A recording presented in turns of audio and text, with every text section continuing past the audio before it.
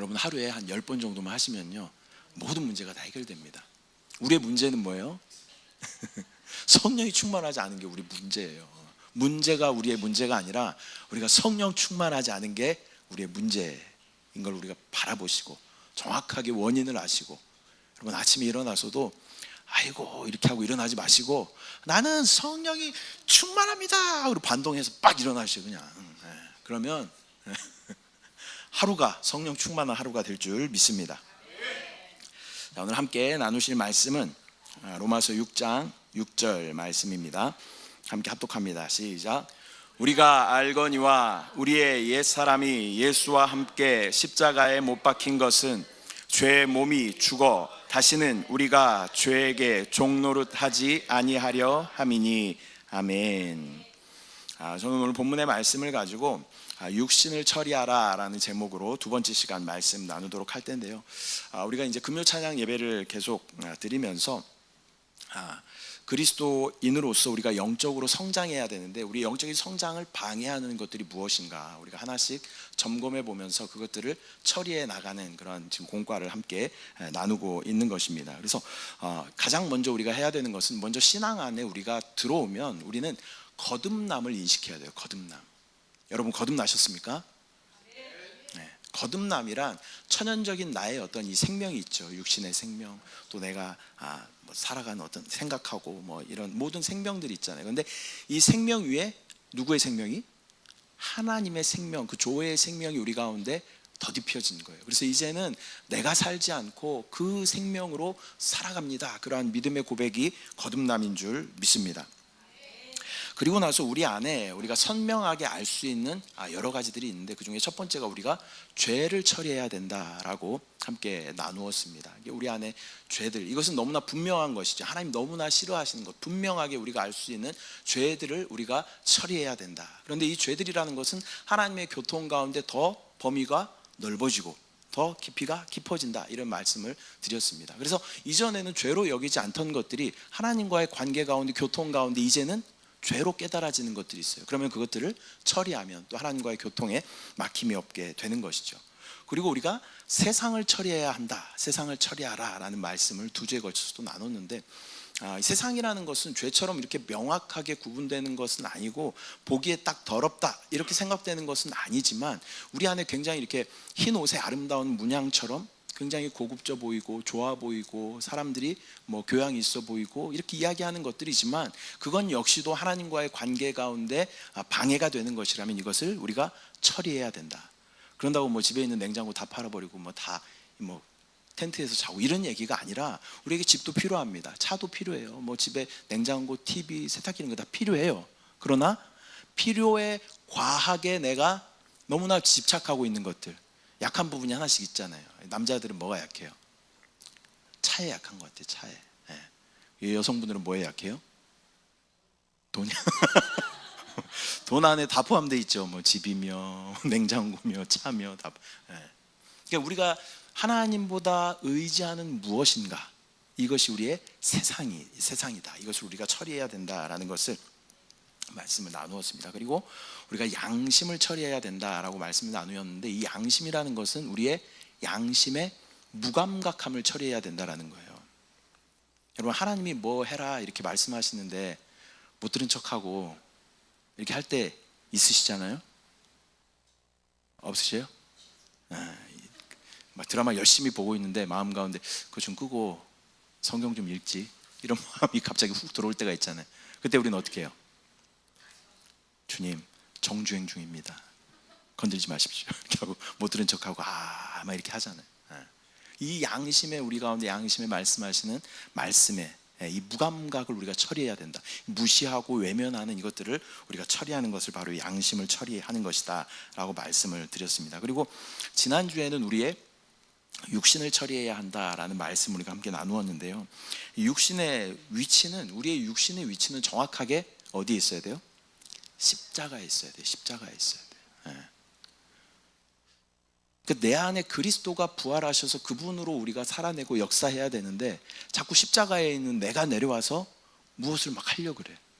그러나 우리의 정확한 자아와 육신의 위치는 십자가에 있는 것이다. 이것을 나 영적인 눈으로 바라볼 수 있으면요, 굉장히 영적으로 성숙한 사람인 거예요. 십자가에 있는 나의 육신을 바라볼 수 있는, 영 안에서 그것을 바라볼 수 있는 눈이 있다는 것은 굉장히 성숙한 믿음입니다. 그래서 여러분, 나의 육신은 철저하게 십자가에 있어야 된다라는 것을 우리는 믿음으로 바라봐야 할 줄 믿습니다. 오늘은 지난주에 이어서 육신을 처리하라 두 번째 시간으로 말씀을 전하는데요, 지난주에 우리 육신은 타락한 죄의 몸을 우리 육신이다 이렇게 이야기했습니다. 그리고 육신의 최종 결과는 죽음이다 라는 것을 함께 나누었습니다. 오늘은 육신을 처리하는 일에 있어서 성령님과 관련된 주관적인 그러한 체험에 대해서 우리 함께 나누어 보도록 하겠습니다. 금요창 예배는 조금 딱딱해요. 딱딱하고 여러분에게 최대한 안 딱딱하게 말씀을 전하려고 하지만 어떤 공과의 내용들을 이렇게 풀어서 이야기를 하다 보니까 다소 딱딱할 수 있습니다. 그러나 몸에 좋은 것은 쓴 것이 몸에 좋은 거예요. 그렇게 믿음으로 바라보시길 바랍니다.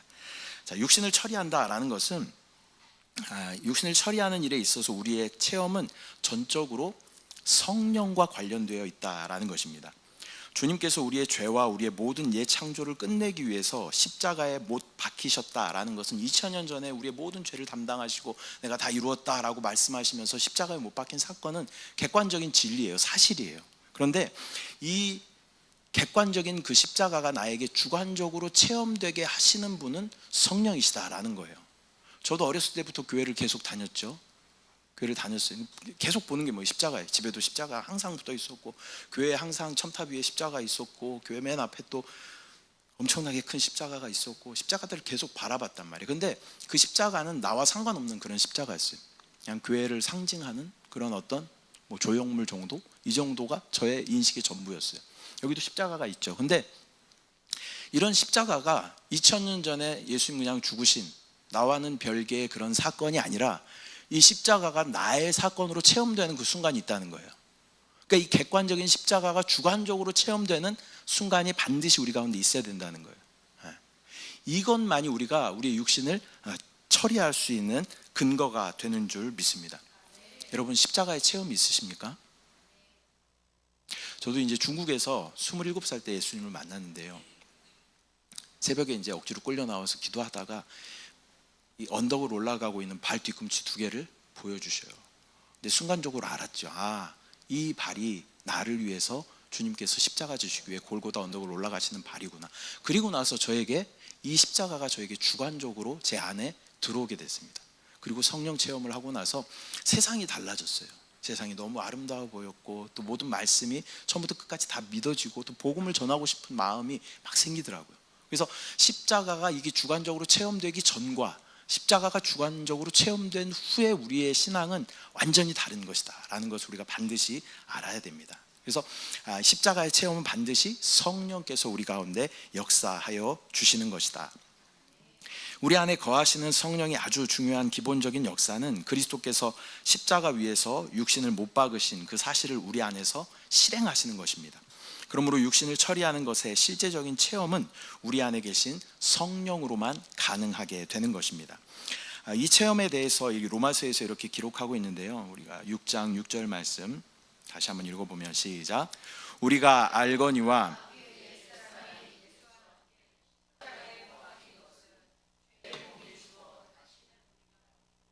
종노릇하지 아니하려 함이니. 13절 8장 13절 말씀도 함께 읽습니다. 시작. 너희가 육신대로 살면 반드시 죽을 것이로되 영으로서 몸의 행실을 죽이면 살리니. 이 로마서 6장에서의 육신의 죽음은 그리스도 안에서 이미 이루어진 죽음입니다. 그런데 로마서 8장에서의 육신의 죽음은 성령 안에서의 죽음인 것입니다. 즉 6장에서의 죽음의 체험은 우리에게 십자가에 대한 믿음을 요구해요. 이 십자가가 예수 그리스도의 십자가고, 이 십자가가 너를 위해서 예수님께서 매달리신 십자가다, 이 믿음을 우리 가운데 요구해요. 근데 8장에서의 죽음은 주님과 우리와의 교통, 즉 성령님과의 교통 안에서 나는 죽고 주님이 사는 그러한 실행을 우리 가운데 요구하셔요. 6장의 십자가는 나의 믿음을 요구해요. 그 십자가가 나를 위한 십자가구나라는 믿음을 요구하지만 8장에서의 이 죽음은 나는 죽고 이제는 예수 그리스도로 내가 살아갑니다 라는 것을 실행을 우리 가운데 요구한다는 거예요. 그 십자가가 그냥 저게 나를 위해 죽으신 십자가구나 에서 끝나는 것이 아니라 성령님과의 완전한 연합 가운데 성령님이 인도하심을 따라 우리가 순종하며 내가 반응하는 것이 아니라, 내가 죽는다는 건 뭐예요? 죽은 사람 반응해요, 안 해요? 죽은 사람 반응하지 않아요. 내가 죽는다라는 것은 내가 반응하지 않겠습니다, 그런 믿음의 표현인 줄 믿습니다. 내가 죽고 누가 살아요? 내 안에 성령이 사시고 예수 그리스도가 행하심을 믿음으로 따라가는 그러한 삶이 바로 이 죽음이라는 단어의 의미인 줄 믿습니다. 그렇다면 육신을 처리하는 이 체험의 순서들을 우리가 단계들을 한번 살펴보면요, 먼저 우리가 육신에서 처리되기 위해서는 죄 없는 삶을 우리가 추구해야 됩니다. 주님을 추구하며 나아가는 사람들은 자연스럽게 부패한 육신의 더러움과 추한 특성을 볼 수 있습니다. 그런 사람들 있죠. 나는 죄가 없다, 나는 항상 의로워, 이렇게 이야기하는 분들 있죠. 나는 진짜 의로운 사람, 이렇게 이야기하는 사람은 영적으로 소경이에요, 소경. 영안이 우리가 열리면요, 스스로 의인이라고 할 사람은 한 사람도 없어요. 여러분, 오늘 하루도 잘 이렇게 생각해 보셔요. 우리가 경찰한테 잡혀갈 만한 죄는 안 졌지만 주님은 뭐라고 말씀하시냐면, 주님은 마음의 동기까지도 다 살피셔요. 저 사람을 미워하면 이미 살인한 거고, 저 음욕을 품으면 간음한 것이다. 우리는 수도 없이 많은 그런 죄 가운데 우리가 살아가고 있는 것이죠.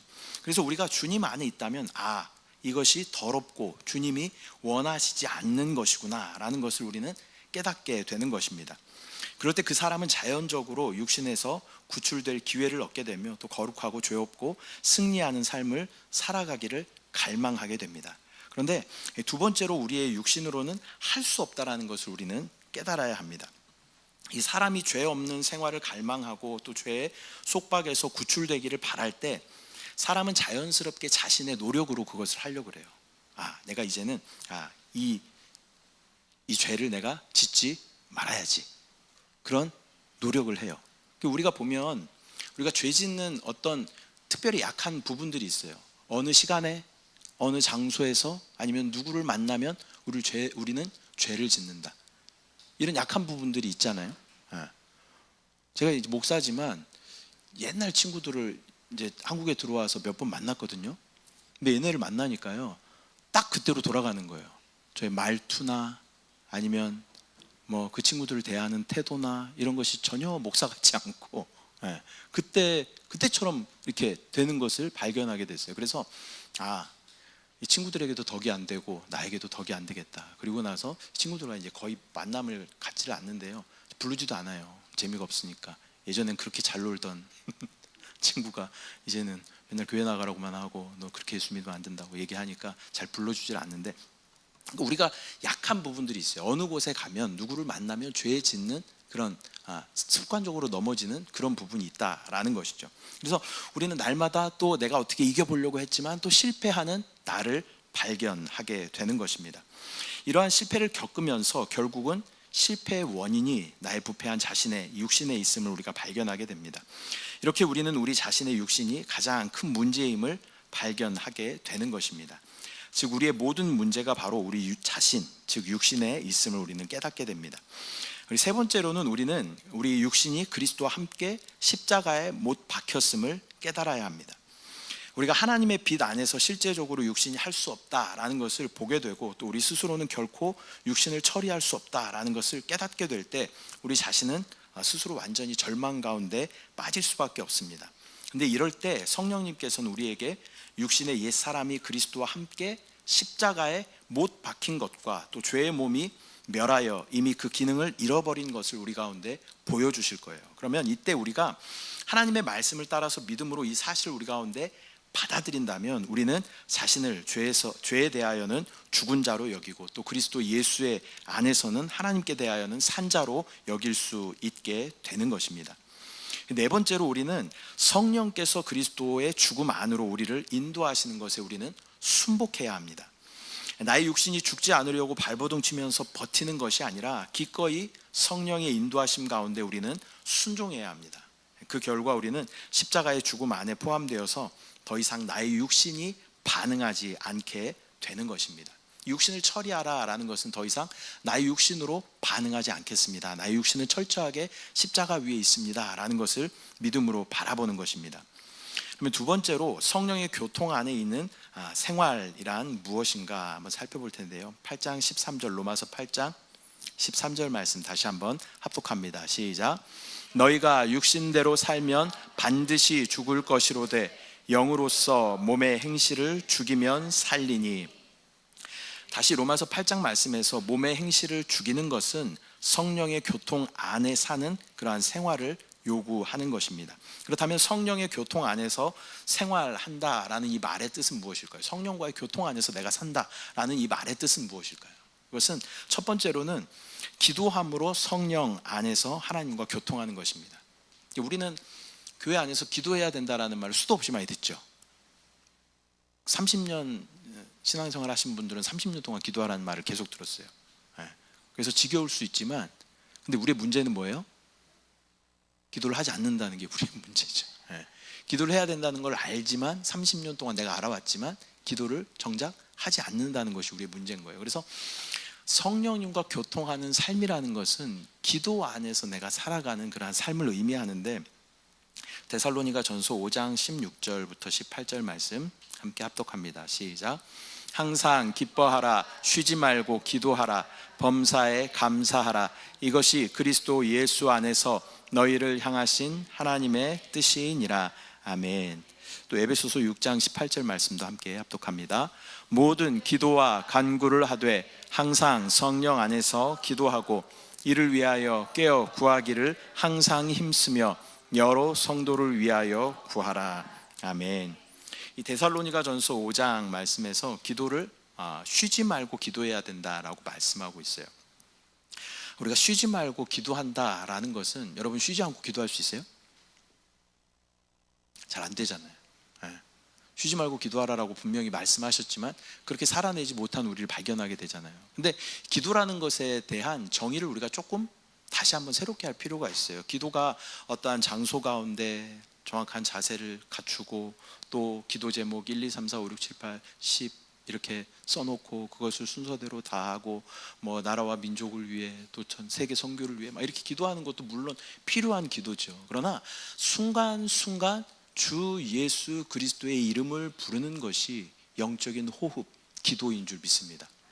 우리가 영 안에 성령님과 교통할 수 있는 길은 순간순간 주의 이름을 부르는 거예요. 여러분 이거 진짜 한번 실행해 보셔요. 아침에 일어났을 때. 근데 이걸 주문처럼 하면 안 돼. 문제는 뭐냐면, 제가 그런 훈련들을 많이 시키거든요. 주의 이름을 많이 부르십시오. 여러분 주의 이름을 부르십시오. 뭐 주님 하고 불러도 좋고, 주 예수여 하고 불러도 좋고, 뭐 예수님 하고 불러도 좋고, 아버지 하고 불러도 좋은데 많이 불러보십시오. 그러면 우리 안에 생명이 넘쳐남을 여러분 경험하실 겁니다. 이렇게 많이 숙제를 드리지만 실제로 계속 내 머리 가운데 이것을 영역을 확장하면서, 범위를 확장하면서, 근데 여러분 고민하고 염려하는 일들 중에 95% 이상은 일어나지 않아요. 전쟁이 일어날 것 같은 두려움 가운데 우리가 얼마나 떨면서 살아왔어요? 그러나 전쟁이 일어나지 않고 있잖아요. 또 여러분 뭐 자녀들이 어떻게 될까봐, 남편이 어떻게 될까봐 우리가 걱정하고 염려하지만 그런 일들이 일어나지 않고 있잖아요. 우리는 쓸데없는 일에 어쩌면, 그러니까 95%가 일어나지 않는다라는 것은 95%의 쓸데없는 에너지를 다른 곳에 지금 쏟고 있는다라는 그러한 의미인 거예요.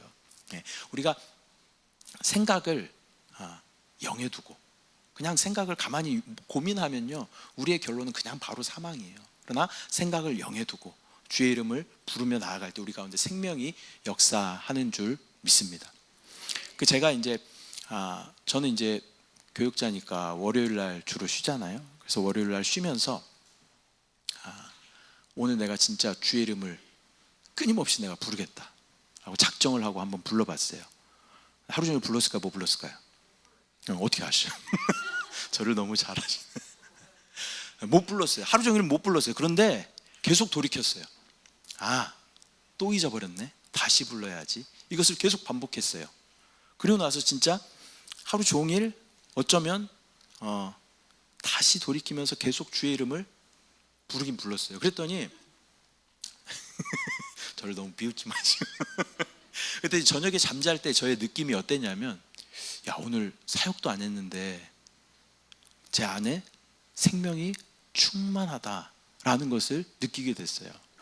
그러니까 막 열심히 사역하고 예배드리고 1, 2, 3부 예배드리고 저녁 예배드리고 막 이렇게 한 날은 사실 굉장히 힘들기도 하고 피곤하기도 하죠. 그런데 내가 마음 먹고 진짜 예수 그리스도의 이름을 계속 부르려고 했더니 그날은 뭐 어떤 영적인 활동을 한 것도 아니에요. 그날은 뭐 담당도 아니어서 아마 새벽도 안 나갔던 것 같아요. 근데 제 안에 생명으로 충만한 것을 경험하게 되는 거죠. 그러니까 우리가 육신을 처리할 수 있는 것은 영 안에서 주 예수의 이름을 부르는 것입니다.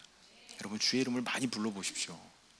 제가 한 장로님께 그 감동받은 것이 있었는데, 그 장로님이 하루는 손에 카운터기 있잖아요. 이게 뭐 극장 같은 데서 이렇게 사람 들어가면 이렇게 딱딱딱딱 하는 거, 그거를 계속 이렇게 하고 계신 거예요. 무슨 염주 이렇게 돌리는 것처럼 계속 이렇게 하고 계셔. 그래서 장로님, 그거 뭐예요? 그랬더니 제가 주의 이름을 부르기 위해서 이것을 샀습니다. 그러면서 주의 이름을 부를 때마다 이걸 한 번씩 누르는 거예요. 그러면서 그렇게 하는 모습을 보면서 좀 재밌기도 하면서, 야, 그래도 참 발버둥 치시는 장로님이 굉장히 존귀하게 여겨지더라고요. 그런 열심이 있는 거죠. 손에 들고 있으면 아무래도 이거 생각날 거 아니에요. 주여, 주여, 주여, 그러면서 누를 거 아니에요. 그런 모습을 보면서 주의 이름을 부르는 것이 이렇게 어렵지만 또 주의 이름을 불렀을 때 우리 가운데 놀라운 유익이 있다라는 것을 깨닫게 되는 것이죠. 또한 우리가 이 기도로 주님과 성령님과 동행해야 하고, 또한 성령께서 우리의 모든 행동에 그리스도의 죽음을 행하시도록 우리를 내어드리는 그런 훈련을 해야 한다라는 것입니다. 우리가 신앙의 어떤 초기 단계에서는 우리 육신적인 행동을 발견할 경우에만 그것을 우리가 처리하면 되겠지만, 이것이 계속 훈련되어지면 우리는 성령으로 하여금 우리의 모든 행동을 그분이 주장하시도록 우리를 내어드리는 그런 훈련을 해야 된다라는 것입니다. 그것이 좋은 것일 수도 있지만 그것이 또 나쁜 것일 수도 있는 거죠. 그러니까 우리의 모든 행동을 성령께 맡기는 거예요. 예를 들어 보면 어떤 한 성도가 어려운 성도를 도와줘요. 도와서 선물을 이렇게 사줬다고 가정을 해볼게요. 근데 우리의 생각은 이것은 뭐예요? 선하고 영적인 것이고 아름다운 것이다 라고 생각할 수 있어요. 그러나 이러한 문제조차도, 모든 사람들이 선하다라고 생각하는 이러한 문제조차도 우리는 성령에 의해서 분명해져야 된다는 거예요. 이 행동을 통해서 내가 칭찬받고 내가 높아지고 내가 드러나는 것이 아니라, 이 행동 가운데 예수 그리스도가 드러나야 한다는 것을 우리는 반드시 기억해야 할 줄 믿습니다. 선한 것이라도 나의 어떠함이 드러나기를 원하는 것은 철저하게 육신이다라는 거예요. 우리의 선한 것도 육신 가운데 포함되는 거죠. 에덴 동산에 무슨 나무가 있어요? 선악을 알게 한 나무가 있잖아요. 얘가 선나무, 악나무 따로따로 있는 게 아니라 한 나무 안에 뭐가 있어요? 선과 악이 함께 있다라는 거예요. 그러니까 우리의 육신은 선과 악이 우리 가운데 함께 존재해요. 근데 많은 사람들이 선한 것은 좋고 아름답다라고 이야기해요. 또 악한 것은 나쁘다라고 이야기해요. 그러나 이 두 가지 모두 다 우리 안에, 나의 어떤 천연적인 육신 안에 속한 것이라면 이 두 가지 모두 다 처리되어져야 한다라는 것을 우리는 기억해야 할 줄 믿습니다. 또한 우리는 우리가 성령님과 완전한 연합을 위해서는 우리가 생명의 성령의 법을 따라 행하는 것을 우리가 실행해야 할 줄 믿습니다. 로마서 8장 2절 말씀 함께 합독합니다. 시작. 이는 그리스도 예수 안에 있는 생명의 성령의 법이 죄와 사망의 법에서 너를 해방하였음이라. 우리가 성령님과의 완전한 연합을 위해서는 우리는 계속 이 생명의 성령의 법 아래에 있어야 되는데, 생명의 성령의 법은 어디의 법일까요?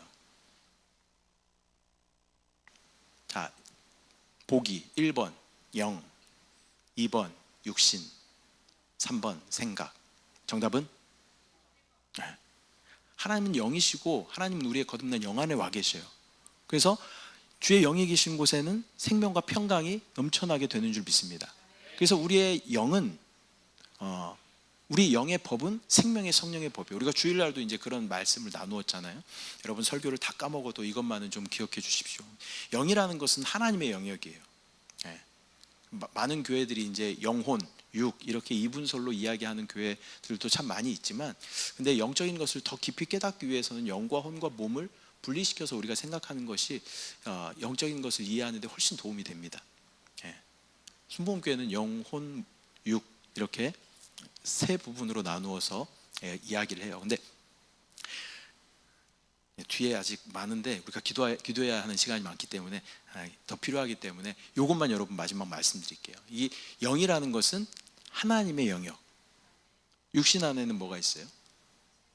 이 선악과를 먹을 때 우리 안에 뭐가 들어왔어요?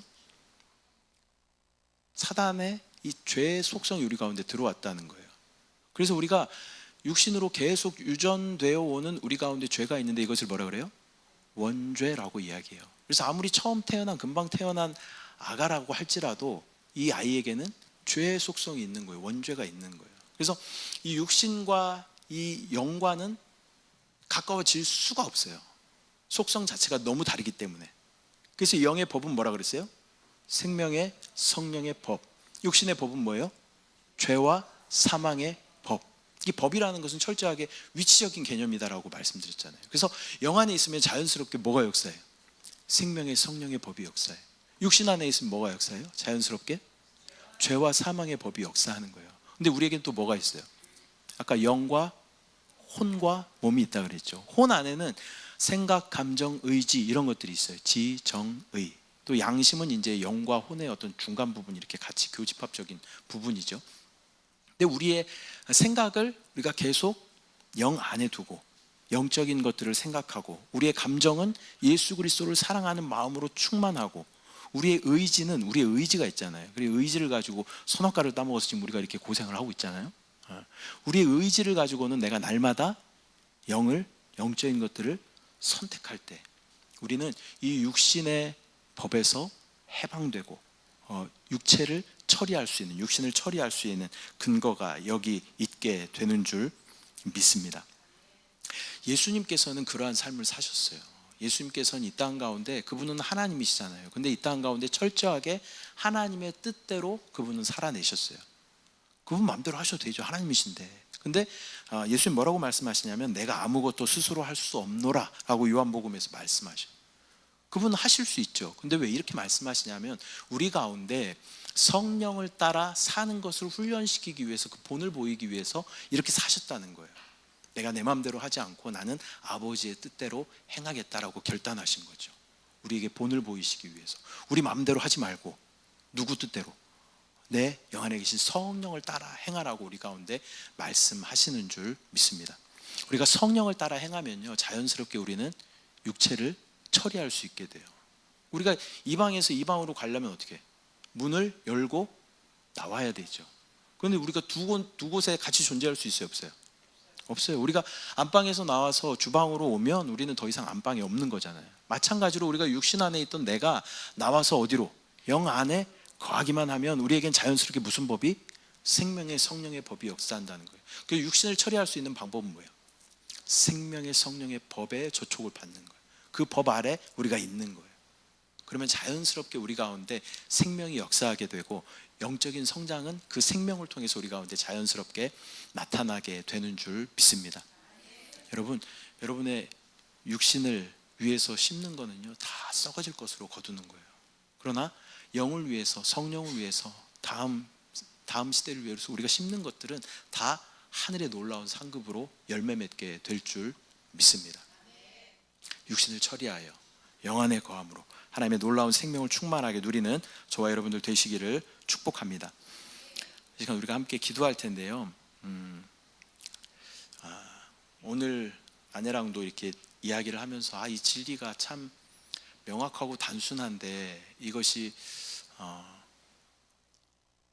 설명하는 것이 또 설명을 계속하지만 저는 똑같은 얘기 계속하거든요. 만날 때마다 똑같은 얘기를 계속해요.